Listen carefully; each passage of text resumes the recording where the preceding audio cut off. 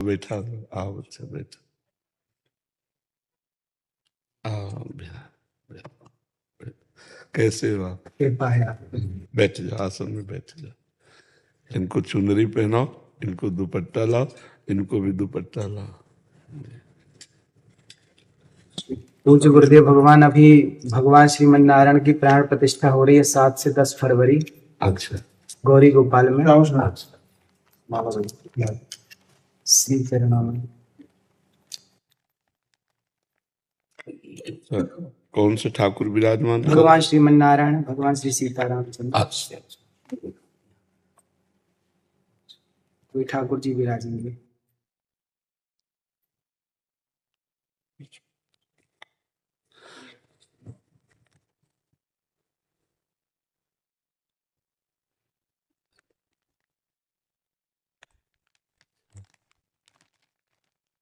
ये हमारे लिए जी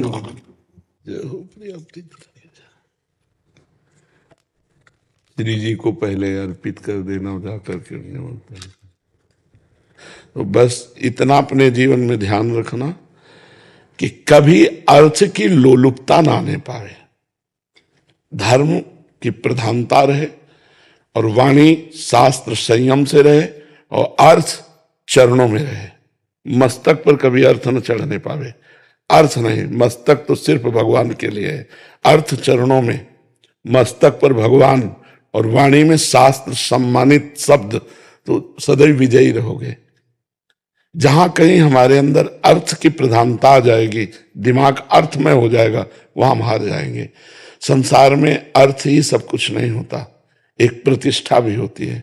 तो आप अपने पीछे भी जैसे आए थे तो आपको यही कहा था कि बहुत सावधान, क्योंकि अगर 100 लोग आपको प्रणाम करने वाले हैं तो 5 आपको गिराने वाले भी हैं। उन 5 के सामर्थ्य आप तक ना पहुंच पाए, इसलिए अर्थ प्रधानता मत रखना, सदैव धर्म का आश्रय रखना और वाणी से शास्त्र सम्मत, जो शास्त्र सम्मत नहीं थे, जैसे हमसे कोई पूछा तो हम कहते थे हमको ज्ञान नहीं, हमने संतों से सुना है, जो शास्त्र से पढ़ा है वो हम आपको बता देते, जो नहीं पढ़ा हमें नहीं ज्ञान, बस भगवत प्राप्ति की चर्चा कीजिए। जैसे कोई प्रश्न करता है तो ऐसे जरूरी नहीं कि हर प्रश्न का उत्तर हम दे दें।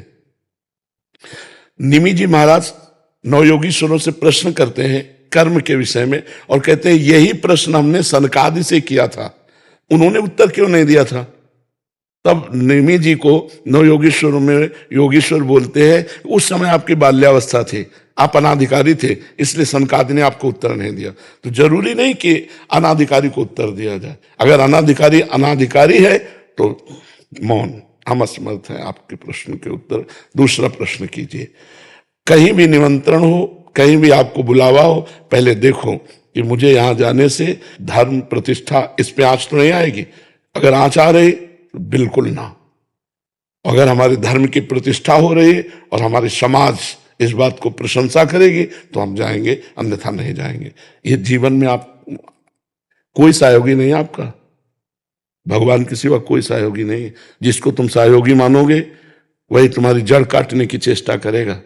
तुमको अपने पैरों के बल खड़ा होना है, भगवान के बल से। हमारी बात एक एक सूत्र समझ लो। प्रश्न का उत्तर वही दो, अधिकार के अनुसार, जानकारी के अनुसार। वो अधिकारी होना चाहिए, आपको जानकारी होनी चाहिए। आप वहीं जाइए जहां आपकी प्रतिष्ठा, आपके धर्म की प्रतिष्ठा में आंच ना आवे। अर्थ उतना भावना कीजिए जितने से सेवा सामग्री सब सुरक्षित चलती रहे, वो भगवान देते रहते हैं। उसके लिए ऐसे करने की जरूरत नहीं।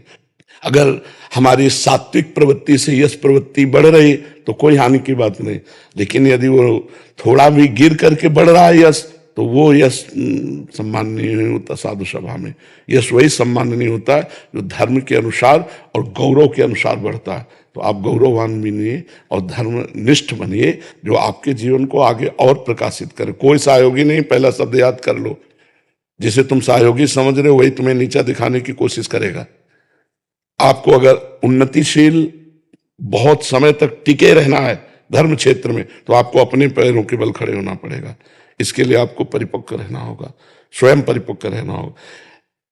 यश बढ़ने में वर्षों लगते हैं, धूमिल होने में 2 मिनट लगते हैं। 2 मिनट में सब चौपट हो जाता है।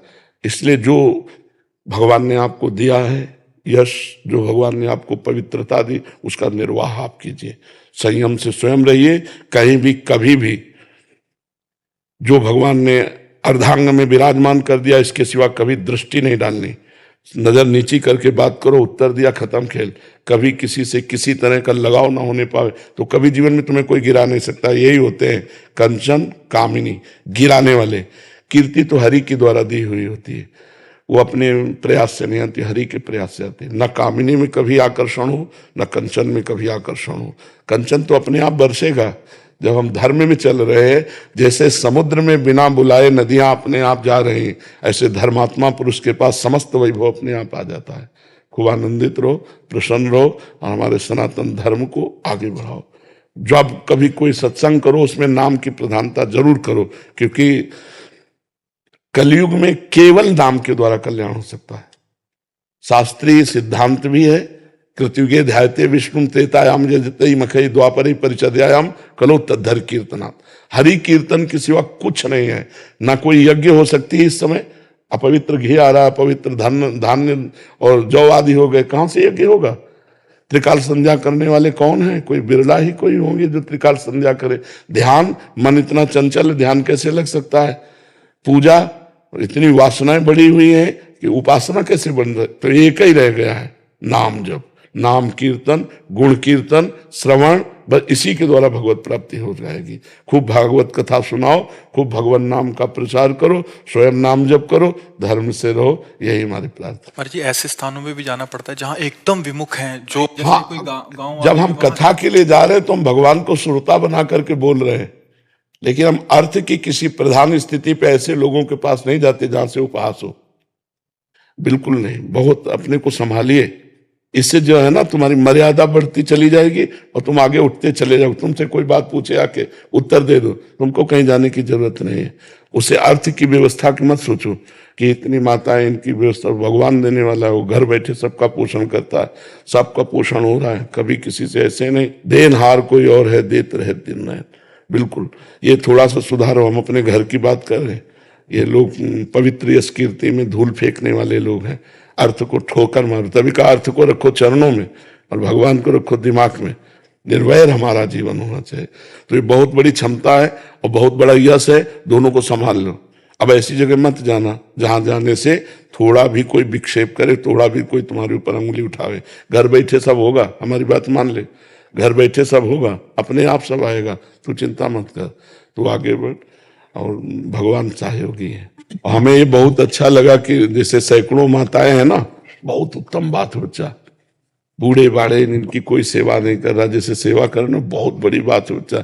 इससे भगवान बहुत जल्दी प्रसन्न होते हैं। एक तो वयोवृद्ध और एक जिनकी कोई सेवा नहीं कर रहा, उनकी सेवा जो करने का तुम्हें सौभाग्य मिला, बहुत बात है। और भगवान ऐसी जगह अर्थ अपने आप भेजते हैं। तुम चिंता मत करना कि सैकड़ों माताएं, इनका भरण पोषण के लिए हम कहीं जाने, ज्यादा परेशान मत हो, अपने आप सारी व्यवस्था होती है।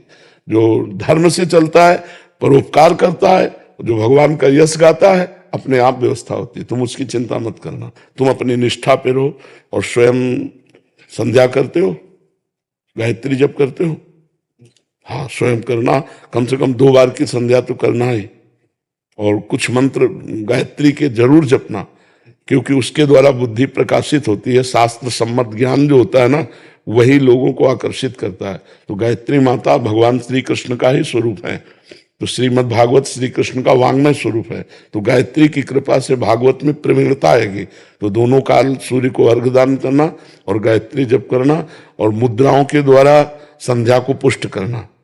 सुमुखम संपुटम च विततम विस्ततम आता है, सुमुखम संपुटम च विततम, ये तो प्रारंभ में सिखाया जाता है। तो गायत्री मुद्रा के साथ गायत्री का जप निश्चित, इससे आप सुरक्षित बने रहेंगे। गायत्री देवी बुद्धि को प्रकाश करने वाली है।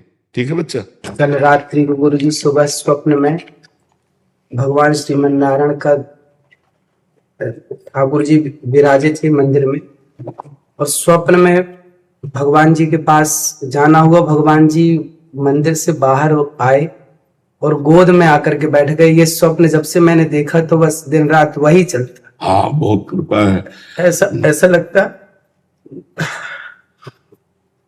भगवान जी ने कहा कि हमें खीर और कढ़ी खिलाओ। जी। तो ठाकुर जी अभी भगवान जी विराजेंगे ना, जी। तो मैंने बोला कि सबसे पहले ठाकुर जी को वही भोग लगाएंगे।